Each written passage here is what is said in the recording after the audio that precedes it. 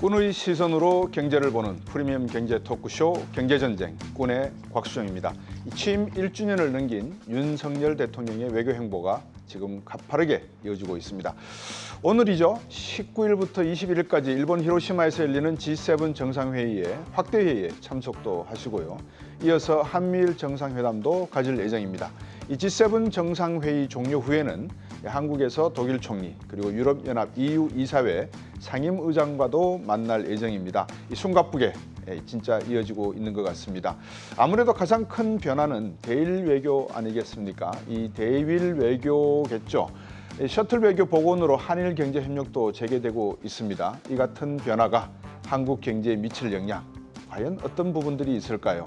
그리고 우리의 이 실익을 높이기 위해선 무엇이 더 필요할까요? 이 세 분의 외교 경제 전문꾼들의 지혜를 모아 보도록 하겠습니다. 오늘도 힘차게 외치고 출발해 보겠습니다. 프리미엄 경제 토크쇼 경제전쟁 꾼!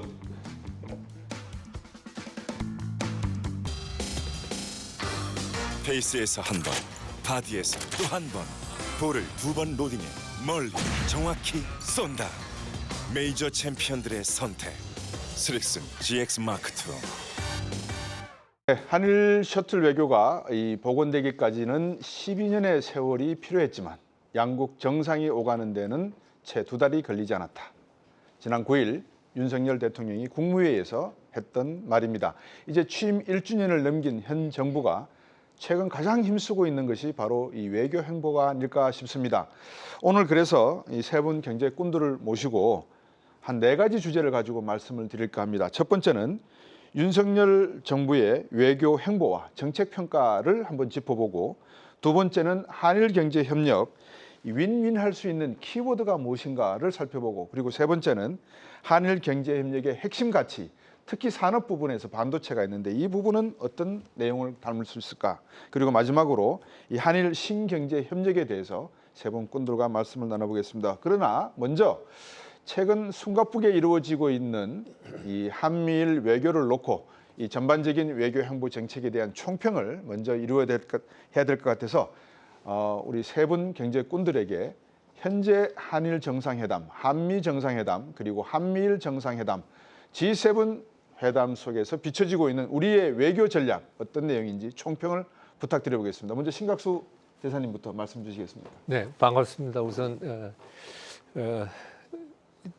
지금 말씀하신 바와 같이 우리 외교가 지난 한 2개월 정도인가요? 네. 3월 초서부터 해서 굉장히 발빠른 행보를 보이고 있고, 이러한 외교의 그 활발한 활동은 전체적으로 볼 때 윤석열 정부의 외교 정책의 대전환을 일종의 그동안 1년간 준비해 왔는데 그것을 이제 꽃피우는 그러한 활동이 아닌가 이런 생각을 합니다.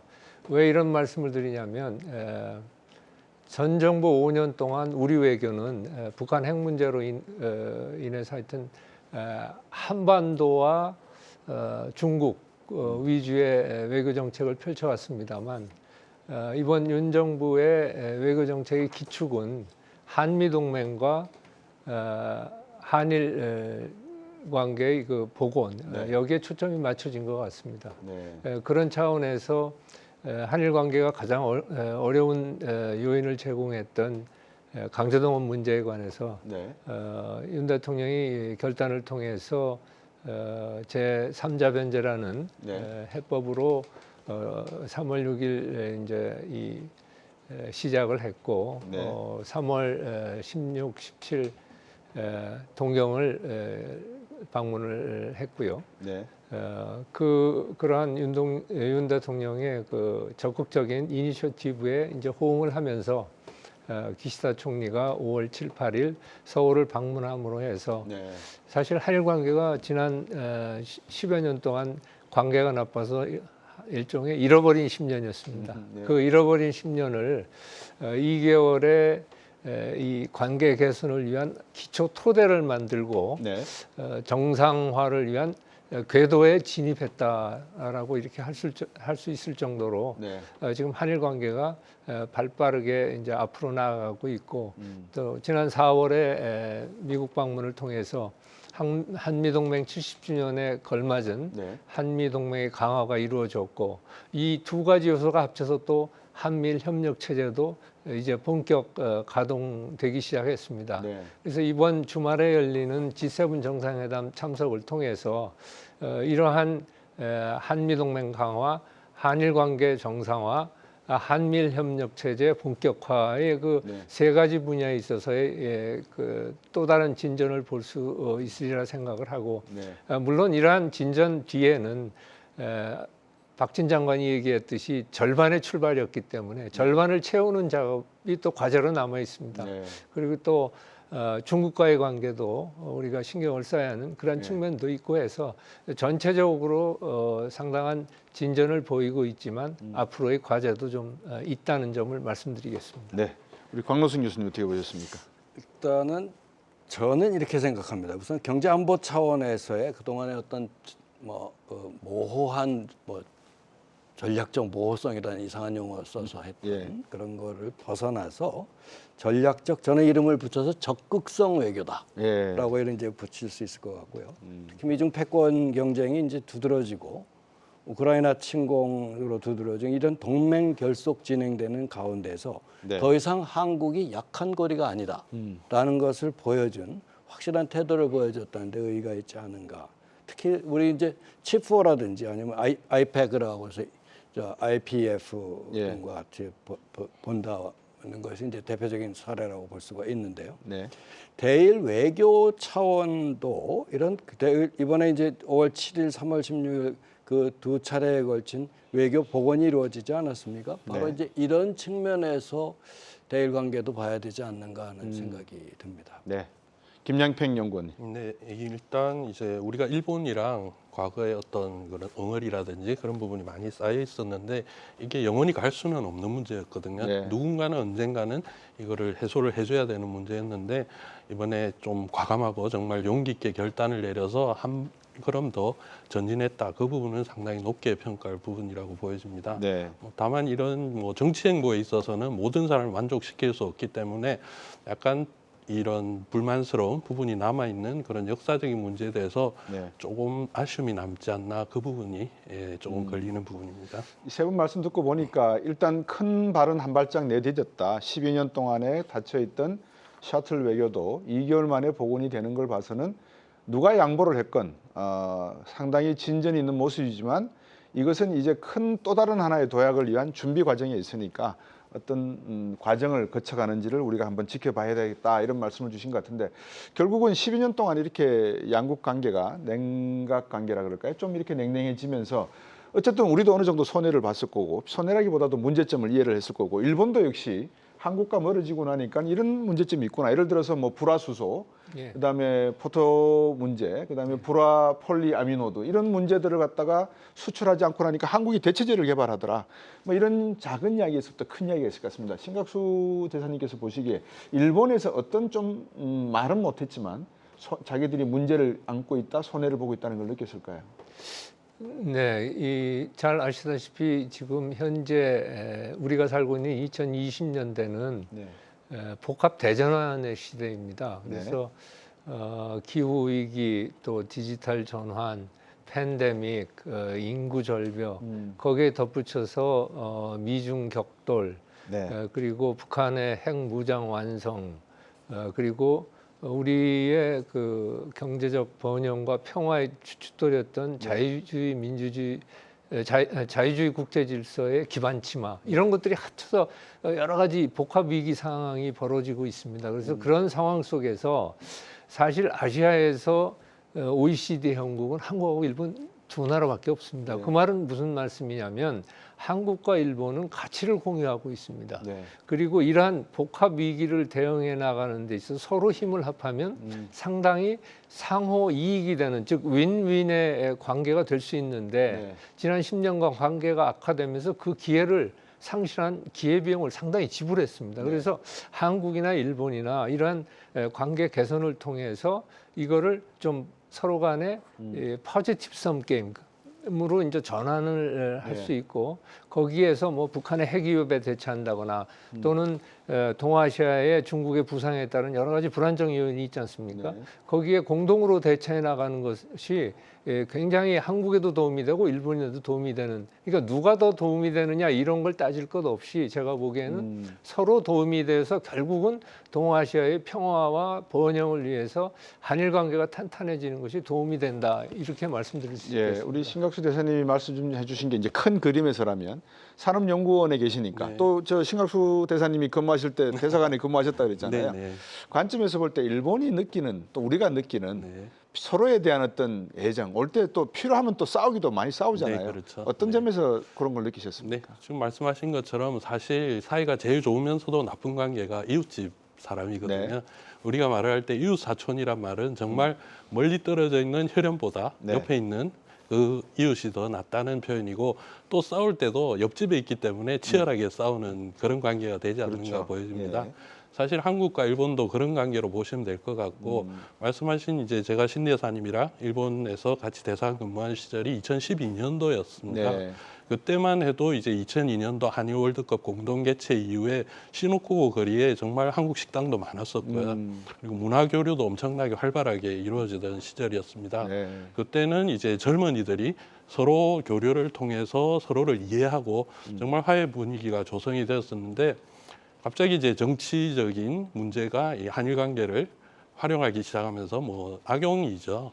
그러면서 관계가 급냉하게 되고 그 사이에 많은 일들이 일어났고, 조금 전에 말씀하신 것처럼 2019년도에 급기야 이제 일본이 수출 규제 강화까지 내세웠습니다.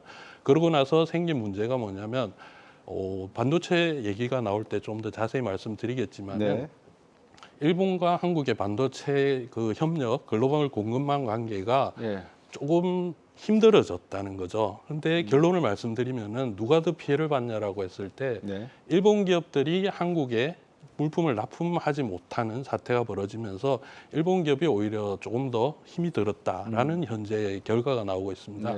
결국은 둘이 사이좋게 잘 지내면 둘 다 편했을 일을 그런 싸움 때문에 한쪽이 힘이 들었었다라는 게 이제 현실적인 결론으로 나타났습니다.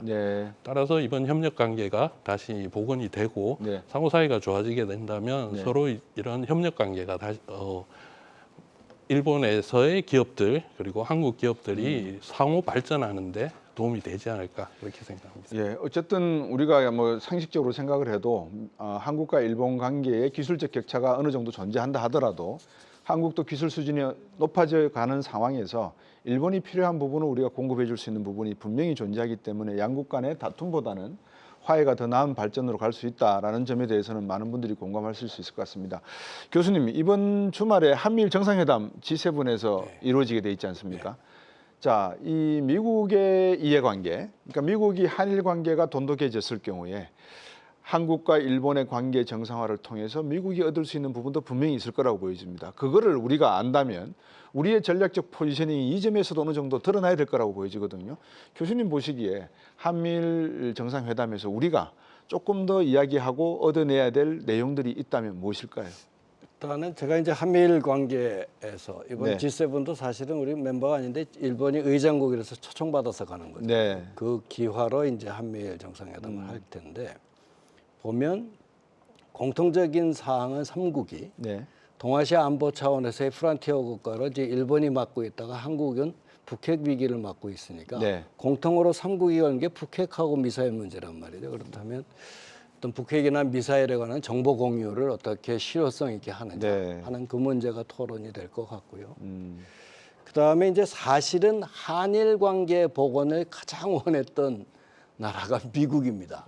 박수치고 환영한다고 그러고 뭐 기억하실지는 모르지만 바로 그런 차원에서 보면 한미일 외교 관계에서 이번에 이제 G7 마지막에 21일 날 아마 가지게 될 것 같은데 그때 가장 중요한 것은 이 안보 공조를 확인하는 것, 또 결속화해서 동아시아 차원, 특히 이제 중국 부상으로 인해서 여러 가지 뭐 대만 해협 문제, 북핵 문제, 또 동맹 결속이 이제 우크라이나 침공 때문에 북러 중이 뭉치고 그다음에 이란이나 사우디마저도 저쪽으로 가고 하는 아주 격변에 있는 이 외교 관계, 국제 관계 속 아닙니까? 그래 그런 차원에서 동아시아 분야에서의 한미일 결속 이것이 가장 큰 앞으로 기대되는 성과가 아닌가 하는 생각이 듭니다. 방금 말씀 주신 내용 중에 첫 번째 김태효 외교안보 차장입니까? 이번에 그 파이브 아이즈 이야기도 한 것 같아요. 미국과 영국, 캐나다, 뉴질랜드, 호주가 가지고 있는 정보 공유. 결국 이 모든 5개 국가가 암호 체계까지 공유를 한다는 건 그만큼 신뢰 체계가 있어야 된다는 의미인데 우리나라가 지소미아를 통해서 한미일 간의 정보 공유를 한다는 것은 결국 우리의 신뢰 관계가 일본이 바라봤을 때, 미국이 바라봤을 때 우리가 바라보는 시각과 같아야지만 가능하지 않겠습니까? 그런 관점에서 러시아와 중국은 어떻게 지금 이 회담, G7 회담을 바라볼지. 왜냐하면 러시아는 2004년인가에 축출됐죠. 94년인가 2004년인가 제가 축출된 걸로 알고 있거든요. 2014년에 그 크림반도 전쟁 맞습니다. 그러면 러시아는 지금 축출된 상태에서 결국은 이 소위 말하면 서구 국가들 간의 어떤 정상회담인데 러시아와 중국은 이 회담을 어떻게 바라볼까? 이게 또 중요한 관점인 것 같아요. 대사님부터 말씀 잠깐 해주세요. 예, 뭐 잘 아시다시피 중국이나 러시아나 지금 G7이 이제 서방 세계를 일종의 결속하는 그러한 기제가 되고 있지 않습니까? 그러니까 G7에서 여러 가지 이제 특히 뭐 우크라이나 침공 관련해서 러시아 제재에 관해서도 아마 논의가 있을 겁니다. 그래서 러시아는 뭐 상당히 신경을 곤두세울 거고 중국도 마찬가지입니다. 그런 차원에서 아마 지금 G7과 동시에 중앙아 5개국을 중국이 초청해서 소위 그런 거에 일종의 맞불 비슷한 그런 외교 노력을 하고 있는데 결국은 서구에서 미국과 유럽과 일본의 어떤 좀 쐐기를 박는 뭐 미-유럽 관계를 좀 이렇게 떨어뜨린다든지 또는 이 소위 글로벌 사우스라고 그래가지고 이제 신흥국과 개도국 그게 그 중국의 영향력을 늘리려고 한다든지 이런 걸 통해서 서구와의 경쟁에 중국의 입지를 확보하려는 그런 노력이 많이 지금 이제 강화되고 있는 그런 현상을 볼 수 있습니다. 교수님, 방금 우리 대사님이 말씀 주신 내용 중에 이 제재라는 말씀을 하셨어요. 만약에 이번 G7 정상회담에서 러시아에 대한 제재가 논의가 된다. 그러면 이제 제재를 참여를 해야 되지 않겠습니까? 우리나라의 입장에서 놓고 봤을 때 이 G7에 사실 들어가고 싶어 하는 거는 뭐 대한민국의 어떤 뭐 요망이고 또 뭐 꿈일 수도 있습니다. 꿈이라는 게 실현된 가능한 꿈인데 당장은 못 들어가지 않겠습니까? 결국은 신뢰가 구축되어서 10년 뒤에 G7 국가가 된다고 가정을 했을 때 하더라도 이번에 만약에 러시아 제재라든지 여러 가지 제재 조치가 나온다면 우리는 어떤 전략적 포지셔닝을 취해야 되겠습니까? 실과 덕이 있을까요? 어떤 것들이? 굉장히 어려운 질문을 우리 MC께서 하셨는데 사실 G7이라는 게 1차 석유 파동 그렇죠. 그것 때 73년도 73년도에 그 5개국 재무장관들이 모여서 이제 우리 결속해서 한번 공동으로 대응해 보자 글로벌 이슈에 대해서 그렇게 해서 진행되다가 이제 뭐 캐나다 들어오고 그 다음에 이제 러시아 들어오고 이런 식으로 처음에 이태리가 먼저 들어갔어요. 이런 식으로 이제 G7이 없었는데 G7이라는 성격 자체가 글로벌 이슈에 대한 공동 대응이라는 건 똑같거든요. 근데 지금 우리나라가 위상이 많이 올라간 건 사실이지만 미국은 그냥 단호하게 그럴 가능성은 없다라고 얘기를 한 상황이란 말이죠. 그러니까 이제 우리나라의 경제적 위치를 한번 보자고요. 탑 10 정도가 지금 우리나라 위치거든요. 근데 G7이면 아직 그게는 아직 안 된 것 같고 들어가게 되더라도 OECD하고 달라서 OECD는 가입할 때 금융자유화나 자본시장 자유화를 통해서 저희가 많은 위험을 감수하고 들어가는 게 OECD가 96년도 작업이거든요.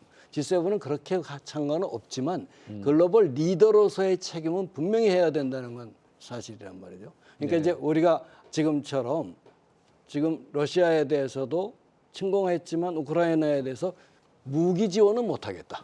비군사적 지원만 하겠다라는 태도를 취할 수밖에 없는데 만약에 G7이 돼서 G8 멤버가 됐다 그러면 뭐 적극적으로 참여하는 수밖에 없단 말이에요. 네. 그렇지 않아도 이 반도체 지원법에 의해서 지금 중국 시장 거의 잃어가고 있는. 네. 그래서 지금 무역수지 적자의 가장 큰 원인이 반도체 가격 하락이지만 중국 시장에서의 몰락. 이것이 이제 가장 큰 원인이 되지 않습니까? 네. 그런 책임을 독박을 져야 된다는 측면에서 보면 G7을 꼭 OECD 가입할 때처럼 무리하게 지금 뭐 들어가려고 할 필요가 있는가? 네. 그냥 이렇게 의장국 초청받아서 가서 동조를 하고 맞다고 얘기해 주는 게 낫지 않은가 하는 그런 생각이 듭니다. 김영평 연구원님. 네. 오늘 뉴스에 나왔습니다. 미국의 마이크론이 일본에 반도체 투자를 5조 원 하기로 했다. 이야기도 나오고 네네. 우리나라에 대한 투자는 저번에 윤석열 대통령께서 국빈 방문하셨을 때 59조 정도의 투자를 받기로 했다라는 네네. 말씀이 있었습니다만 이 한미일 간의 이런 뭐 외교적인 안보적인 측면 말고라도 산업적인 측면에서 네. 뒤에서 이제 바로 짚어보겠습니다만 네.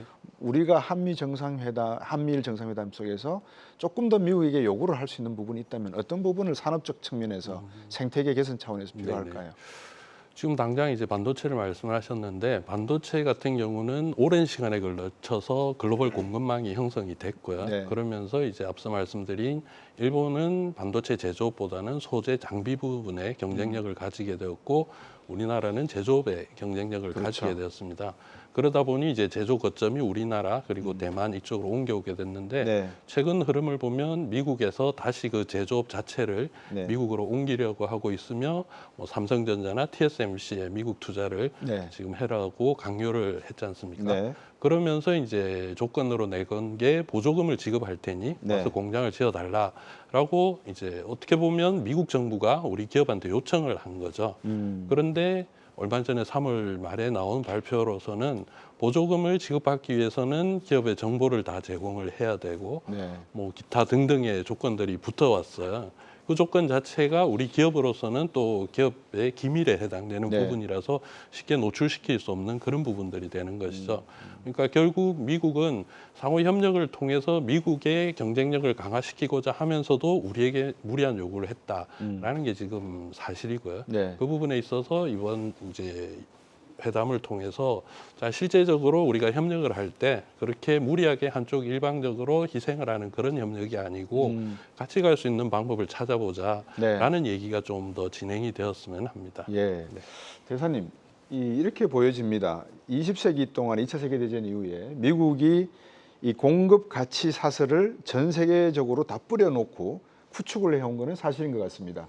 그것을 지키기 위해서 필요할 때마다 군대도 보내고 해야 되니까 대양 해군 시스템을 가져가고 경찰 국가 내지는 군사 강대 국가로 미국이 계속 자리 잡아 왔는데 21세기에 들어오면서부터 이 패러다임이 좀 바뀌기 시작하기 시작한 것 같아요.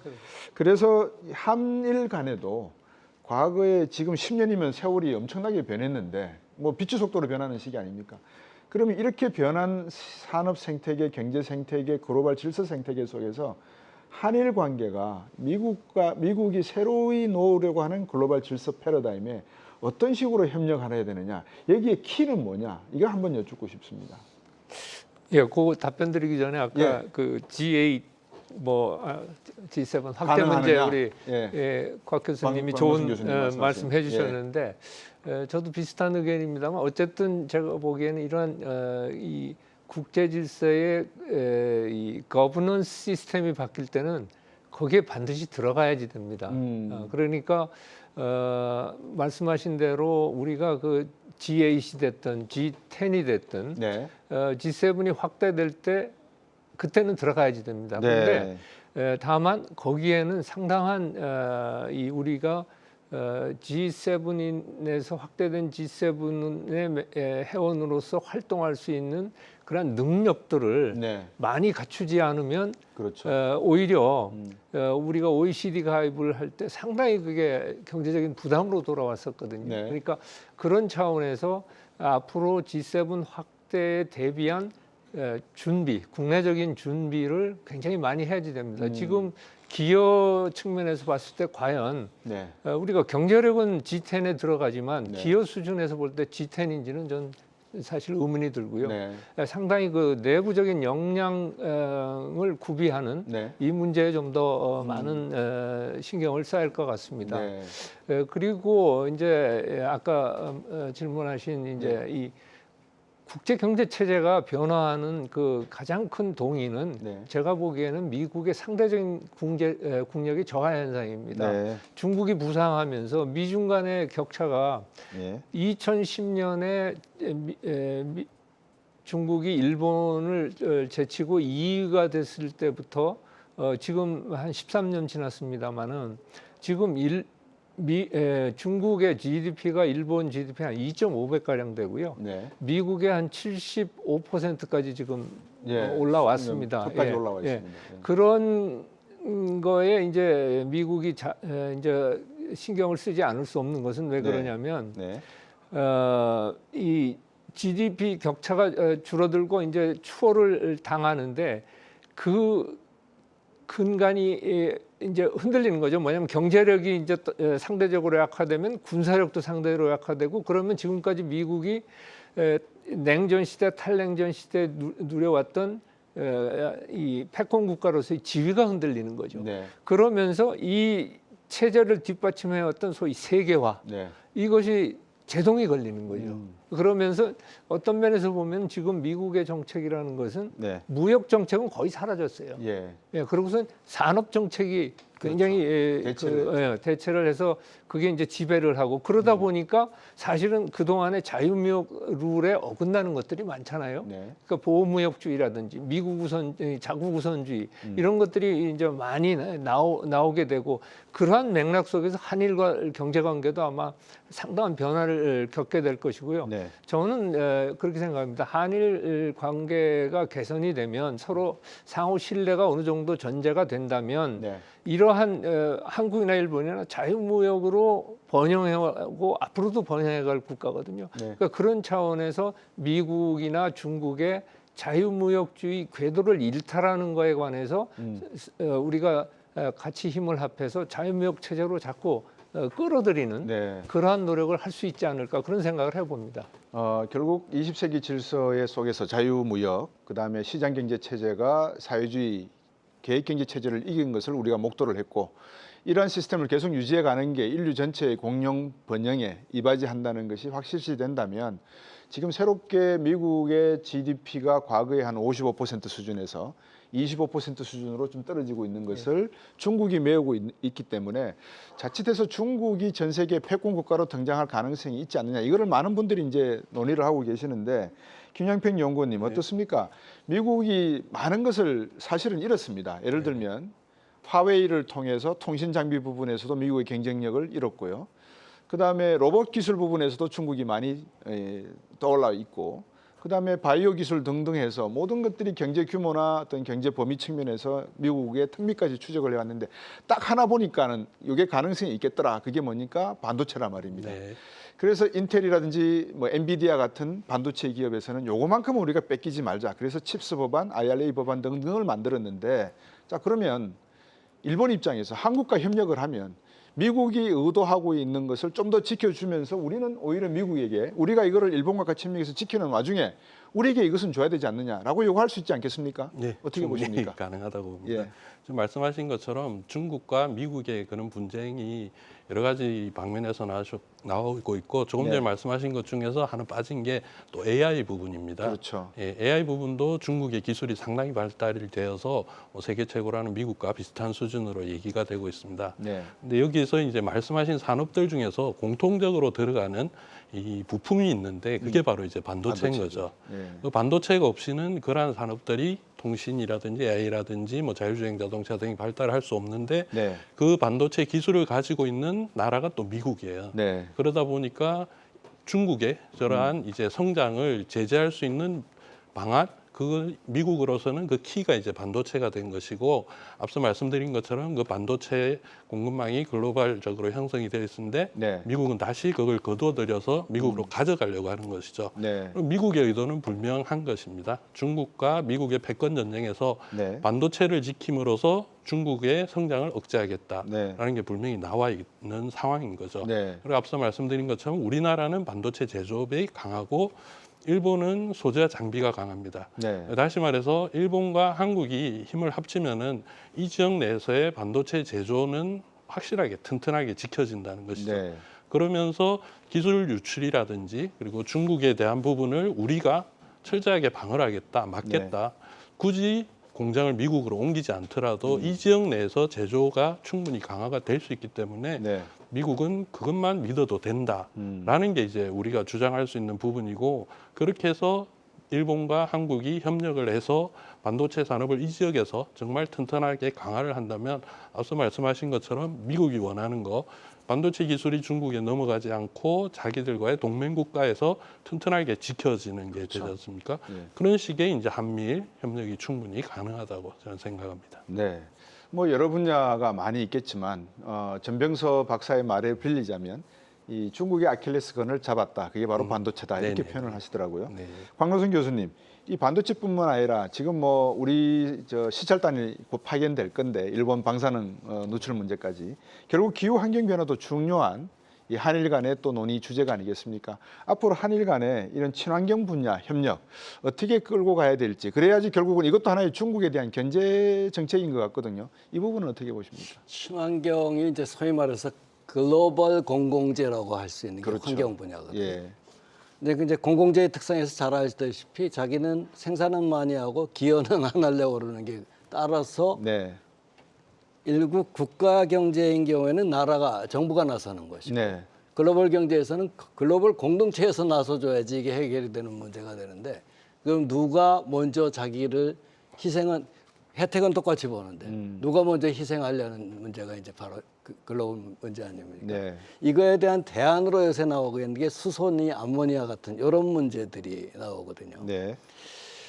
우선 기본적으로 LNG에 의해서 전력을 생산을 하더라도 이런 LNG나 이런 것 과정 속에서 탄소 배출을 얼마나 줄일 수 있느냐 하는 게 이제 그동안에 이제 석탄 화력 발전소에서 출발해서 그다음에 이제 배출 문제지만 에너지를 또 유통하고 공급하는 문제에 있어서 또 문제가 존재한단 말이죠. 이번에 이제 러시아 침공 이후에 러시아 가스를 이제 구입해 주는 나라가 중국이 들어와서 구원투수가 돼서 러시아가 살아나듯이 세계 경제 자체가 세계화하고는 완전히 바뀌어. 트럼프 시대부터 나타났습니다만 트럼프 시대는 주로 관세를 가지고 졌지만 이제는 완전히 블록으로 해서 세계적인 표준, 반도체 표준도 이제 AI 표준도 전부 달라질 겁니다. 그래서 이런 식으로 변하고 있는 상황 속에서 과연 중국이나 러시아 같은 대국들, 특히 중국처럼 세계의 공장이라서 제일 가스를 많이 배출하는 이런 것들을 어떻게 제어할 수 있는가 하는 문제 측면에서 보면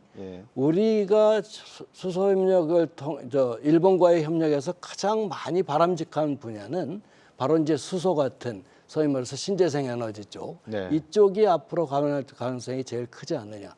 다행히도 수소 기술은 우리나라가 일찍 투자를 해놔가지고 괜찮거든요, 이게.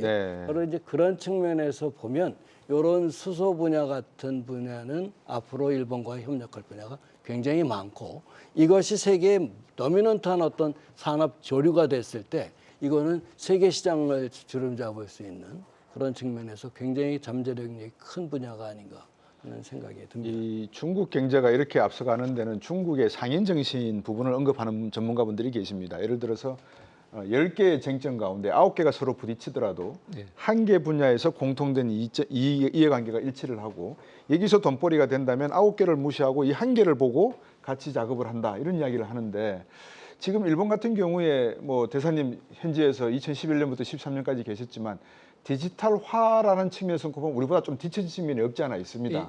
그렇습니다. 그래서 삼성과도 협력을 할 생각이 있었고 네이버, 카카오 모두가 한번 2011년 때 계실 때 중요한 협력 관계를 유지하려고 했었지 않습니까? 그 뒤로 우리와 디지털 관계, 만약에 한일 관계가 나아진다면 우리의 디지털 정보통신 기술 산업이 일본이 핸드폰도 안 만드는 게 아니라 만들어도 세계화가 안 된 기업들이 많으니까 우리가 좀 더 수혜를 볼 수 있는 측면이 있을까요? 어떻게 보십니까? 예, 그 디지털 변환 관련해서 한일 간의 이 협력에 있어서 제일 중요한 거는요, 제가 보기에는 우선 표준화 관련해서 디지털 기기 표준화하는데 크게 보면은 미국, 유럽, 중국, 한일일 겁니다. 그런데 한국과 일본이 이거를 손을 잡으면 네. 표준화 문제에 있어서 훨씬 이 레버리지가 커지는 거죠. 네.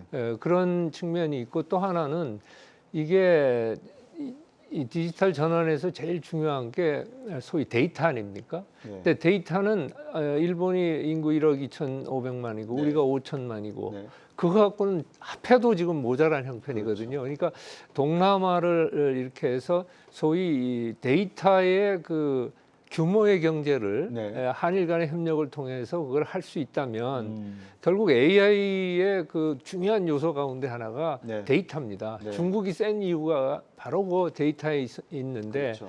그러니까 그런 점에서도 협력이 가능하고요. 네. 결국은 아까 뭐 반도체 얘기 나왔습니다만 이 반도체 같은 것도 바로 디지털 전환의 굉장히 중요한 요소거든요. 네, 네. 그러니까 이 새로운 형태의 반도체를 만드는 데 있어서는 일본의 기초 기술이 굉장히 강하고 우리는 또 그 응용 능력이 강하니까 네. 그걸 서로 간에 협력을 통해서 네. 그러니까 4차 산업에 필요한 반도체 생산, 새로운 형태의 반도체 생산에서 뭔가 협력을 통한 어떤 성과를 기대할 수 있지 않을까 그런 생각을 해봅니다. 네. 네. 김양 일단 잠깐만요. 네, 말씀 주시죠. 이게 이제 디지털 문제가 보통 얘기를 할 때 네. 우리는 이제 디지털 하면은 그냥 제로하고 원하고의 그것만 당했는데 사실은 디지털 전환 문제가 있고 네. 디지털 기기의 생산 문제가 있고 디지털 판매의 문제가 있고 그걸 이제 크게 나눠서 해야지 이건 전혀 다른 차원이거든요. 네. 일본 지자체 같은 경우는 일본 지자체의 각 시스템이 전부 달라요. 그래서 네. 호환이 안 되는 그런 시스템이 일본 시스템이고 그렇군요. 그다음에 일본에 출장 가면 또 아시겠지만 신용카드보다 현금 내는 사람들 많고 그렇죠. 또 할머니 할아버지들 저 핸드폰 쓰는 거 보세요. 이상한 핸드폰 써요. 그거 그래서 야, 저 배운 사람이 동경대 나오고 뭐 이런 사람들이 왜 저런가 하는 그런 면에서 이제 전환 문제에서 한국의 시스템 업체들이 강하니까 네. 그런 쪽에서 기여하는 바가 좀 있을 것 같고요. 네. 그다음에 아까 이제 신 대사님이 얘기하신 그 표준 문제 있잖아요. 네. 표준은 기술 동맹이거든요. 이게. 네, 그렇죠. 우리가 옛날에 SKC가 이제 그 소니를 유일하게 눌렀던 게 VHS 방식이라고 그래서 베타 방식을 눌러가지고 이제 SK가 화학에서 성장해서 여기까지 오듯이 네. 이런 어떤 표준 선정에 있어서 두 나라가 협조를 한다면 그러면 이제 디지털 전환 문제뿐만 아니라 네. 호환은 이제 시스템 문제고 네. 그다음에 디지털 매출이나 표준 문제에 있어서 굉장히 성과를 왜냐하면 일본 사람들이 굉장히 꼼꼼하거든요. 세밀하죠. 예. 근데 이제 약점은 매뉴얼대로 움직이기 때문에 네. 제로원을 못 넘어가요 여기들은. 근데 우리는 이제 언제든지 뭐 가능한 이런 장점을 살린다면 이런 표준 유도에도 굉장히 장점이 있지 않을까. 네. 옛날에는 소니하고 싸워서 이겼지만 필립스하고 네. 우리가 예. SK가 하는 바람에 지금은 협력 부분이 굉장히 많은 쪽이 이런 디지털 그렇네요. 쪽이다라는 생각이 네. 그리고 듭니다. 특허 관계도 지금 한일 간에 네. 상당히 협력의 여지가 있습니다. 결국은 뭐냐면 한국하고 일본하고 특허 보호의 문제에 있어서는 서로 상호 정보 교환을 하고 네. 또 그 특허 보호하는 어떤 메커니즘 이런 것들에 대해서 공통으로 이제 연구해서 그걸 시행에 옮기고 네. 그리고 이제 미국이나 이제 유럽과 함께 네. 소위 특허 도용이나 또 강제 특허 이행이라든지 이런 거에서 힘을 합한다면은 훨씬 더 특허 보호에 이제 힘을 얻을 수 있겠죠. 네. 대사님하고 교수님 말씀을 듣고 보니까 김양평 연구원님 네. 이런 문제가 결국은 핵심일 것 같아요. 일본이 지난 역사 속에서 대한민국을 알아오기를 어떻게 알아왔을까? 그리고 지금 대한민국을 알기를 어느 정도 수준으로 알고 있을까? 또 우리는 일본을 식민시대의 침탈, 약탈한 역사적 사실로만 이해를 하고 있는 건 아닌가. 결국은 돈 많이 벌고 잘 먹고 잘 사는 게 국가의 핵심 이해 가치라면 이 부분에 협력을 해야 되는데 지금 제가 궁금한 게 중국은 QR코드 없으면 아무것도 못하지 않습니까? 그러면 향후에 표준 말씀을 해주셨으니까 양자 컴퓨터를 놓고 미국과 일본이 협력하기 시작했다는 뉴스가 어제 나왔습니다. 네, 맞습니다. 그러면 우리나라는 과연 양자 컴퓨터 이야기를 할 수가 있겠는가? 할 수 없다면 한미일 공동이해 관계 속에서 우리도 양자 컴퓨터 쪽에 뛰어들어야 되고 AI 쪽에 뛰어들어야 되고 아르미테스 우주산업 쪽에도 뛰어들어야 되는데 과연 이러한 것을 한미일 정상회담 속에 좀 녹여내어서 기술 협력을 하기로 했지 않습니까? 이제 미국 팀들하고 곧 할 거 아니겠습니까? 가능성이 있습니까? 어떻게 보십니까? 충분히 가능하다고 보여집니다. 지금 말씀하신 것처럼 예전에 이제 우리나라의 포지션과 지금의 우리나라의 포지션이 상당히 달라져 있죠. 예전에 한일 관계 협력이라 그러면은 아무래도 경제력이나 기술력이 일본이 높다라는 인식이 있었고요. 그렇기 때문에 일방적인 이러한 협력 관계를 생각을 했었는데 지금은 그렇지 않고 한국도 그만큼 기술력이나 경제력이 충분히 올라가 있는 상황입니다. 따라서 대등한 관계에 한일 간의 협력이 충분히 이루어질 수 있는 분야가 많이 있고요. 그중에서 지금 말씀하신 양자 컴퓨터 같은 경우에도 말씀하신 게 지금 미국과 동경대, 미국의 IBM과 동경대학이 협력을 해서 양자 컴퓨터를 개발하겠다라고 발표를 했는데 양자 컴퓨터에도 결국 반도체가 들어갈 수밖에 없는 것이죠. 지금 우리가 AI용 반도체를 열심히 개발하고 있듯이 양자 컴퓨터에 들어가는 특수 반도체를 우리가 충분히 협력할 수 있는 분야이기도 하고요. 그리고 양자 컴퓨터에 관련된 기술도 우리나라도 지금 충분히 기초 기술을 연구하고 있습니다. 그런데 이제 한일 관계 경색 기간 동안 한국과 일본의 연구기관 간의 교류도 많이 단절이 된 상태라고 하더라고요. 예, 그런 부분에 있어서 이제 기술 협력이 끊겨 있었다면은 이제는 한일 간의 경제 협력뿐만 아니라 기술 협력도 다시 되살리고 거기에 미국과 일본의 협력 관계에 우리가 다시 들어가는 거죠. 이렇게 한미일이 공동으로 뭐 양자 컴퓨터, AI라든지 대항을 하게 되면은 앞서서 이제 중국과의 관계도 잠시 얘기를 했지 않습니까? AI 기술이 중국이 미국을 능가할 정도로 갔다. 뭐 이유는 데이터 때문이라고 말씀을 하셨고 그런 부분에 있어서 한미일 공조해서 데이터를 서로 교류를 한다면은 AI라든지 양자 컴퓨터라든지 충분히 교류가 이 협력이 되지 않습니까? 그런 가능성이 충분히 있다고 저는 생각합니다. 김양평 연구원께서 반도체 말씀을 주셨으니까요, 대사님. 이 삼성이 이 삼성전자가 일본 요코하마에다가 한 3억 3천억 원 정도 투자하기로 3억 했죠. 불 정도 되는 것 같습니다. 그렇죠. 그다음에 그 포토리지스트 관련된 도쿄오카공업공사 이쪽에서도 투자를 할 생각이 있고요. 결국 한일 간의 공동 관심사 이해관계는 반도체라는 것이 있다. 여기에 미국도 방점이 찍혀 있다. 이렇게 봐도 되겠습니까? 전 반도체는 뭐 제가 보기엔 4차 산업의 쌀입니다. 이거 없이는 뭐 4차 산업을 할 수 없을 그런 상황이기 때문에 그런 측면에서 본다면 지금 뭐 일본은 반도체는 제조는 이제 없고요. 부품, 소재, 장치에서 이제 이 힘이 있고 우리는 실제 메모리는 뭐 세계 1위 제조 능력을 가지고 있고 그다음에 파운드리도 지금 TSMC를 쫓아가려고 열심히 하고 있지 않습니까? 그래서 이런 분야에서 다는 협력이 안 될 겁니다. 그렇지만 서로 이렇게 상호 보완적인 부분에서 협력을 함으로 해서 시너지 효과를 기대할 부분은 저는 많다고 봅니다. 그래서 그 삼성이 요코하마에 이제 투자를 하고 도요카 공업이 한국에 이제 소재 투자를 하는 것은 결국은 그렇게 이 협력을 하려면 결국은 인적 네트워크가 구성이 되고 신뢰관계가 형성이 돼야 하는 거거든요.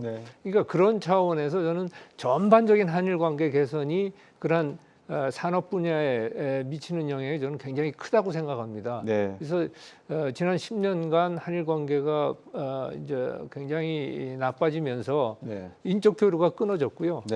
그리고 인적 교류가 끊어지면 비즈니스 안 됩니다.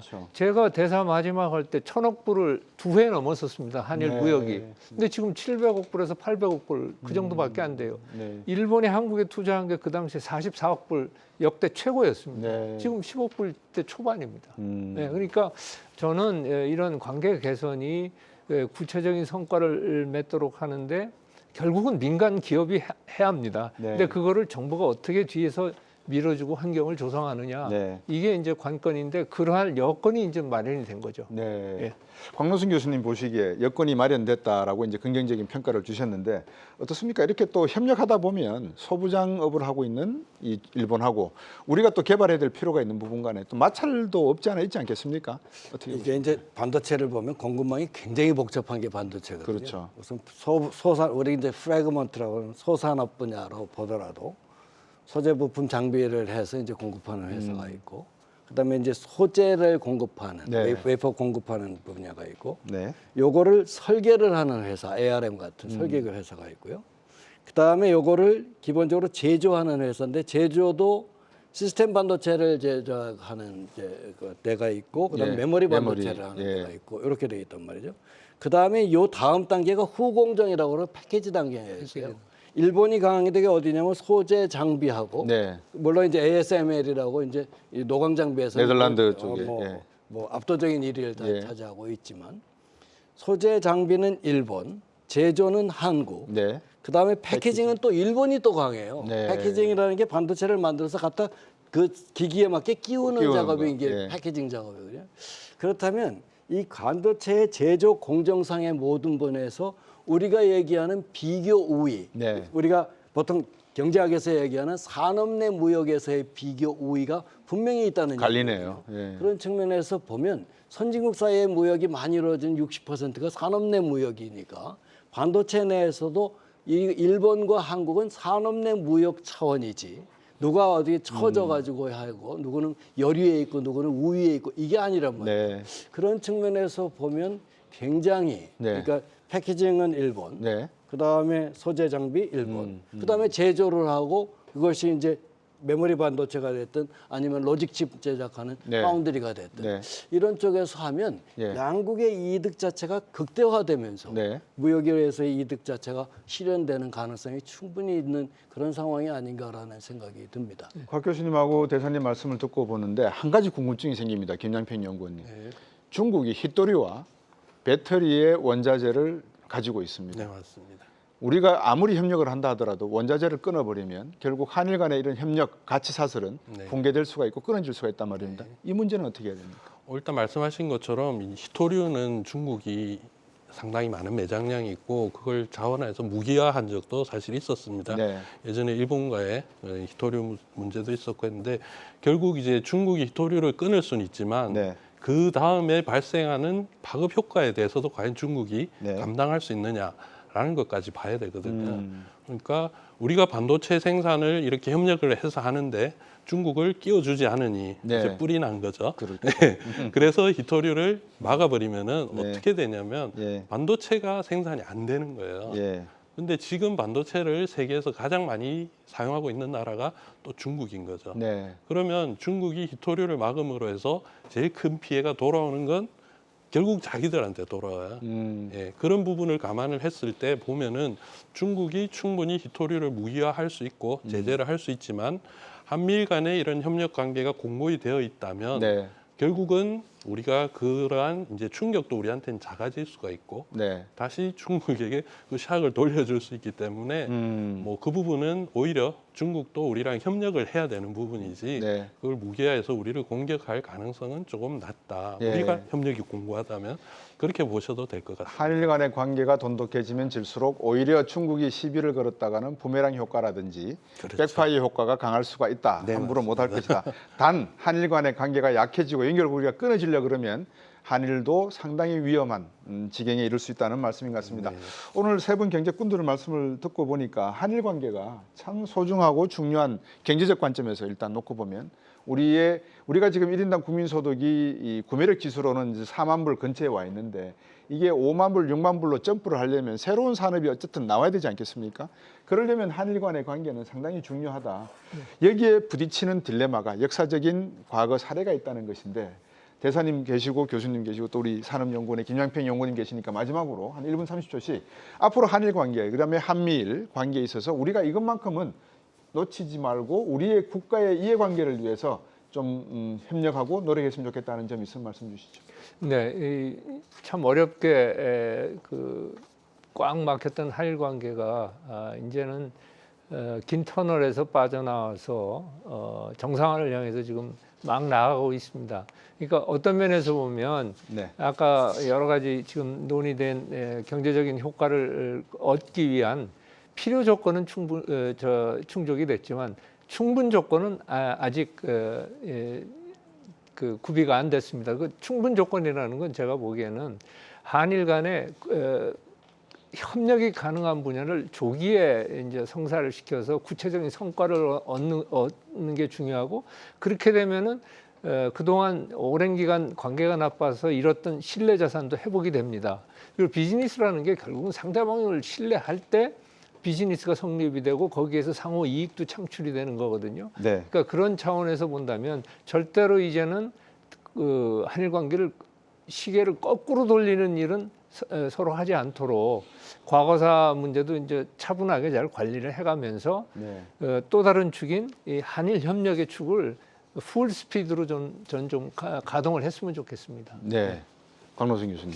일단은 어려운 상황이었었잖아요. 지난번에 이제 보상 문제 또 이것도 하고 국가의 자존심도 없느냐, 뭐 굴종의 외교여다, 뭐 이런 얘기까지 들어가면서 여기까지 왔는데, 저는 사실 한일 관계가 옛날처럼 차관이나 얻고 기술 이전이나 받고 그런 관계가 아니거든요. 우리가 이제 1970년대를 돌아볼 때 그때는 한국까지, 그때만 해도 한국은 항상 일본을 쳐다보면서, 우리 출장 가면 말이죠, 일본 사람들 사무관 안 만나줘요. 그렇죠. 그런 상황이었는데 지금 제일 먼저 가져온 게 조선 뺏어왔죠. 80년대 미일 반도체 동맹으로 해서 반도체 뺏어왔죠. 네. 프리미엄 가전도 우리 거 지금 쓰지, 누가 그거 씁니까? 옛날 밥솥이나 뭐 시집갈 때 뭐 소니 테레비 누가 요새 그렇게 이제는 한국의 위상 자체가 높아졌기 때문에 자존심 문제, 또 굴종이라는 문제는 떠나서 이제는 좀 미래 협력 차원, 우리가 경제학적으로 얘기했을 때 비교우위가 실현돼서 교역 이득이 실현을 낼 수 있도록 하는 것. 네. 또 그러기 위해서는 또 정권 바뀔 때마다 또 금방 또 바뀌어져가지고 또 이럽니다. 네. 그렇게 되면 비즈니스는 리스크 보고 하는 게 비즈니스인데 누가 투자를 하고 누가 협력을 하겠냐 이거죠. 그래서 경제적인 차원과 정치적인 차원은 분리를 해서 한번 회복된 거는 우리도 그렇고 일본도 마찬가지지만 이제는 더 이상 안정적인 것을 파괴하는 그런 행동이 없었으면 하는 게 제 바람입니다. 네.